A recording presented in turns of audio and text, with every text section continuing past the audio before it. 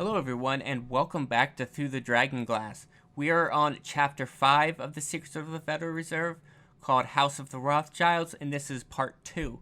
I don't know how many parts there are going to be. There's probably going to be more than 6, just because this chapter is longer than anything I've done before, and I have to go into much more detail, so let's get started. Few people know the story behind one of the most famous bankers, J.P. Morgan. It all started back in 1836 when Baron James Rothschild of Paris was the main investor for America's central bank, the Second Bank of the United States. Jackson would not renew the Second Bank of the United States, that is President Jackson. Unknown to him, the Rothschilds had already infiltrated our political system and created relationships with powerful men. This must be destiny. What are you talking about? I have 2 tickets for Mamma Mia Friday night. You like ABBA, right? What am I saying? Who doesn't? Anyway, I was gonna take Kara, but now it's all you and me. We're gonna do Broadway bro style. What do you say? Yeah! This is a direct quote from President Jackson. "Ye are a den of vipers. I intend to rout you out, and by the eternal God I will rout you out. If the people only understood the rank injustice of our money and banking system, there would be a revolution before morning." In 1837, President Jackson withdrew government funds from the Second Bank of the United States and deposited $10 million into state banks. The second here. No, I don't have your money here. It's in Bill's house and Fred's house. Hey, what the hell you doing with my money in your house, Fred? Ugh. The sudden flow of cash expanded the economy, the government paid off their debt, and were left with a $50 million surplus. The Bank of England was very unhappy and threw out all paper connections with the United States. This caused an immediate financial panic, causing contraction of credit, halting stock and bonds, and stopping people from turning their securities into cash. There was a man named George Peabody who was involved with wholesale of dry goods in the Georgetown slave market. During the financial panic of 1857, Peabody was lent £5 million. Several firms collapsed because they were not given any money by the Bank of England.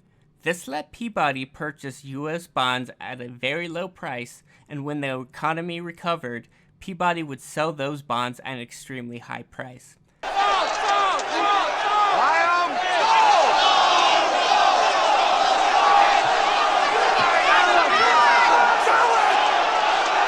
After years of involvement with business in London, George Peabody and Company opened up a firm in London. Peabody also had connections with the Brown Brothers in Baltimore, who opened up a firm in Liverpool. Brown Brothers established the oldest banking house still operating today.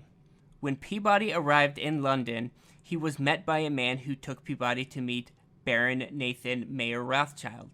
Nathan Rothschild revealed that no one liked him, and people were very vocal about their dislike for him. He asked Peabody to host parties that unknowingly to the guests were completely funded by the Rothschilds. Peabody's costly parties were the talk of London, especially his 4th of July America Independence Party. The guests often mocked the Rothschilds, not knowing everything they were drinking or eating was paid by Nathan Rothschild. Peabody became very popular and created connections with other powerful businessmen while being supported by Nathan Rothschild. Peabody's American agent was a firm in Boston called B.B. Morgan & Company. An American agent is a person or firm that secretly conducts business for a foreign firm. Actually, my name is Austin Powers. It says here, name Danger Powers. No. Danger's my middle name. This is done to hide the fact only a small group of people own the majority of wealth. Peabody never married and had no successors for his firm, but he had one person in mind to take over. A man named Junius Morgan from B.B. Morgan & Company. Peabody convinced Junius to come to London and become a partner of George Peabody & Company. In 1860, John Pierpont Morgan, aka J.P. Morgan, was sent by his father to Duncan Sherman in New York. Duncan Sherman refused to take J.P. Morgan on as a partner, mainly due to the fact he didn't try or care. Junius Morgan was extremely unhappy and convinced a man named Charles H. Dabney to leave Duncan Sherman, and they started Dutton Morgan and Company. Peabody emptied out his account from Duncan Sherman and went to Dabney Morgan and Company. Give it back! Give me back the money! Many people followed suit and switched their accounts to Dabney Morgan and Company. There's something wrong. The bank won't give someone their money. Well, I'm going to get mine. Come along, young man. Every penny. Junius Morgan continued his relationships with the Rothschilds and extended his firm by shipping railroad to the United States. In 1864, Peabody wanted to retire, and he passed the firm on to Junius Morgan. Peabody allowed Morgan to change the firm to Junius S. Morgan Company. The Morgan firm to this day still gets their directions from London. Thanks for listening, everyone. Hit that subscribe button, thumbs up, and notification bell.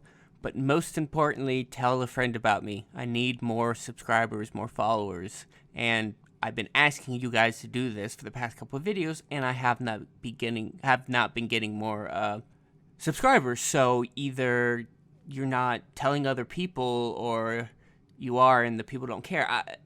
I just don't think you guys are telling people about me, and I'm really disappointed. So you guys are gonna have to step up, because by my next video, I expect like 12 more followers, guys. So go out and tell everyone. All right, see you till next time, guys. Thanks.